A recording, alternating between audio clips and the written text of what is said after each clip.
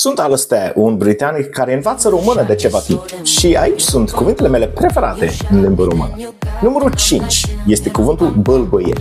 Acest cuvânt, când spui, chiar simte că bâlbâie. Asta îmi place. Numărul 4, zdrobi. Un cuvânt așa puternic, cu semnificație, cu pronunție, cu totul, zdrobi. Excelent. Numărul 3, cuvântul șmecherie. Ce caracter are acest cuvânt? Nu se traduce foarte bine în engleză, dar transmite foarte mult. Este excelent. Numărul 2, făgăduință.